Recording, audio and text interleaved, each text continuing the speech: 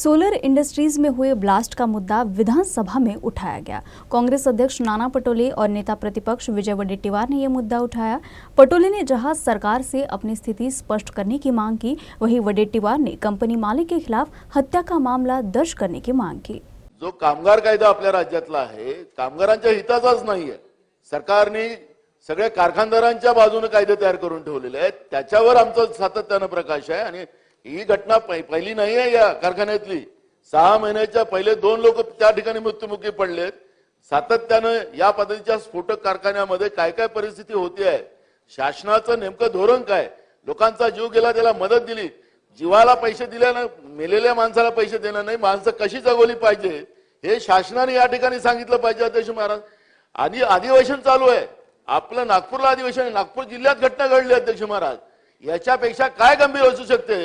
गरिबांनी जगावं नाही असं सरकारचं म्हणणं असेल तर सरकारने सांगावं। अध्यक्ष महाराज, 11,200 रुपये कंत्राटी यांना देतात, त्या ठिकाणी आपल्याला निदर्शनास आणून येतो अध्यक्ष महोदय, गंभीर घटना असल्यामुळे की मिनिमम वेजेस सुद्धा त्या मजुरांना दिले जात नाही। मिनिमम वेजेस सुद्धा 11,200 ची स्लिप आणली आम्ही, एका मजुराचं स्टेटमेंट रेकॉर्ड करून आणलं आम्ही, आणि ते लपून राहिलेलं नाही अध्यक्ष महोदय। त्या ठिकाणी 23 वर्षाच्या मुलीचा मृत्यू झाला अध्यक्ष महोदय। एक महिला तर तिला 2 छोट्या छोट्या बालिका आहेत। पैसे तुम्ही देणार, 5 लाख देणार, 20 लाख देणार, 25 लाख देणार, त्या 2 मुलींचं संगोपन कोण करणार? ती विधवा आहे अध्यक्ष महोदय, ती जी महिला तिथे गेलेली, आणि 2च लहान मुली आहेत, वडील नाही, आई गेली, हे पैसे कुठे येणार? विषय असा आहे की हे संपूर्ण प्रकरण आपण लक्षात घेताना त्या मालकांच्यावर अद्यापर्यंत गुन्हा दाखल झालाय की मला माहित नाही, पण तो खरं म्हणजे यांचा खून आहे, या मजुरांचा खून केलाय त्यांनी। 302 चा गुन्हा दाखल व्हायला पाहिजे त्या मालकावर। कोण लागून गेला हा मालक? कशाला संरक्षण? आणि देशाच्या संरक्षण जिथे स्फोटके तयार होतात, जिथे संपूर्ण दारुगोळा तयार होतो, आणि अशा ठिकाणी कंत्राटी मजूर, अनस्किल्ड लेबर त्या ठिकाणी लावले जातात अध्यक्ष महोदय, अनस्किल्ड। काल 2 उपमुख्यमंत्री जाऊन आले, आम्ही पण जाऊन आलो तिथे।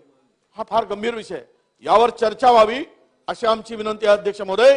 काल जी दुर्घटना झाली ज्यामध्ये 9 व्यक्ती मृत्युमुखी पावले, तो माझ्या मतदारसंघाचा प्रश्न आहे। सर्वात पहिल्यांदा दुर्घटना झाल्यानंतर अर्ध्या तासात मी पोहोचलो तिथे, 3 तास तिथे होतो, त्यामुळे याच्याबद्दल सविस्तर माहिती मला द्यायची आहे, त्याच्यामुळे सविस्तर चर्चा याच्याबद्दल झाली पाहिजे।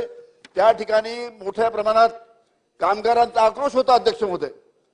ज्या पद्धतीनं कामगारांमध्ये त्या कामगारांची पिळवणूक केली जाते त्याच्याबद्दलचे प्रश्न आहे अध्यक्ष महोदय। आणि ज्या पद्धतीने राज्य शासनाने 5 लाख रुपये जाहीर केले, कंपनीने 20 लाख रुपये जाहीर केले, 20 लाख रुपयामध्ये बिचारे 9 लोक मेलेत, एकाला 20-20 लाख रुपये देऊन कंपनी याच्यातून या अशा पद्धतीनं पळवाट काढू शकत नाही। त्यामुळे या कामगारांना प्रति कामगारांना 50 लाख रुपये त्या कंपनी सोलर कंपनीने दिले पाहिजे।